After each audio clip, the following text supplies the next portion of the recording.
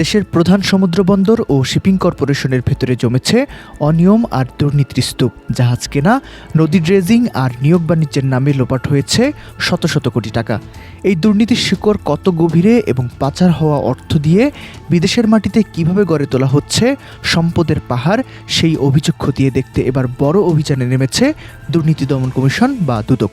উপপরিচালক মোহাম্মদ নাজমুস সায়াদাতের নেতৃত্বে ৩ সদস্যের বিশেষ টিম এখন কাজ করছে মাঠ পর্যায়ে। বাংলাদেশের অর্থনীতির অন্যতম চাবিকাঠি বন্দরগুলো কিভাবে দুর্নীতিতে জর্জরিত তার একটি চিত্র উঠে এসেছে দুদকের প্রাথমিক অনুসন্ধানে। বাংলাদেশ শিপিং কর্পোরেশন ২,৪৮৬ কোটি টাকা ব্যয়ে চীন থেকে ৬টি জাহাজ কেনার সিদ্ধান্ত নিলেও রহস্যজনকভাবে কেনা হয় 4টি জাহাজ। দুদকের দাবি, এই একটি কেনাকাটাতেই রাষ্ট্রের প্রায় ৪৮৬ কোটি টাকার আর্থিক ক্ষতি হয়েছে। শুধু তাই নয়, অপরিশোধিত তেল পরিবহনে বাজার মূল্যের চেয়ে প্রতি মেট্রিক টনে $৩০ থেকে $৪০ অতিরিক্ত পরিশোধ করা হয়েছে, যার ফলে বার্ষিক কয়েকশো কোটি টাকার অপচয় হয়েছে বলে অভিযোগে উল্লেখ করা হয়েছে। দুর্নীতির এই জাল বিস্তৃত চট্টগ্রাম বন্দর কর্তৃপক্ষের শীর্ষ পদ পর্যন্ত। অভিযোগ রয়েছে, বন্দরের গুরুত্বপূর্ণ পদে নিয়োগের ক্ষেত্রে বড় অঙ্কের আর্থিক লেনদেন হয়েছে। দুদকের নজরে এখন একটি নির্দিষ্ট সংস্থার শীর্ষ পর্যায়ের একাধিক দায়িত্বশীল কর্মকর্তা। অভিযোগ উঠেছে, এই দুর্নীতির টাকা দিয়ে নামে বেনামে সম্পদ কেনা হয়েছে এবং পাচার করা হয়েছে বিদেশে। বিশেষ করে যুক্তরাষ্ট্রের আটলান্টা শহরে মুকুল কনস্ট্রাকশন নামক প্রতিষ্ঠানের মাধ্যমে ফ্ল্যাট ও বাড়ি কেনার সুনির্দিষ্ট তথ্য এখন দুদকের হাতে।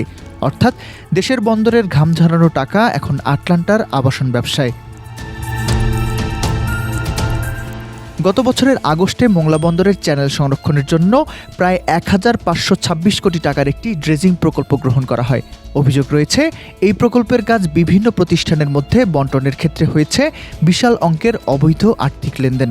প্রকল্প সংশ্লিষ্ট ব্যক্তিরা এবং তাদের পরিবারের সদস্যরা যুক্তরাষ্ট্রসহ বিভিন্ন উন্নত দেশে উচ্চ মূল্যের স্থাবর সম্পদ ক্রয় ও দীর্ঘমেয়াদী বসবাসের প্রস্তুতি নিচ্ছেন। দুদকের তদন্তে দেখা গেছে, তাদের এসব ব্যয়ের সাথে ঘোষিত আয়ের কোনো সামঞ্জস্য নেই। দুদকের জনসংযোগ কর্মকর্তা মোহাম্মদ আক্তারুল ইসলাম জানিয়েছেন, এসব আর্থিক লেনদেন সরাসরি ব্যক্তিগত ব্যাংক হিসেবে না রেখে আত্মীয় স্বজন ও ঘনিষ্ঠদের নামে পরিচালনা করা হচ্ছে।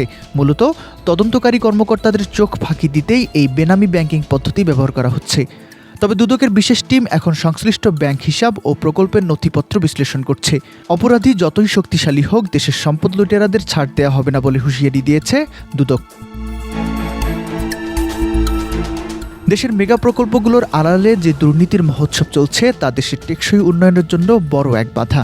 শিপিং কর্পোরেশন আর বন্দরের এই দুর্নীতির পাহাড় শেষ পর্যন্ত কতটা উন্মোচন করতে পারে দুদক, সেটাই এখন বড় প্রশ্ন।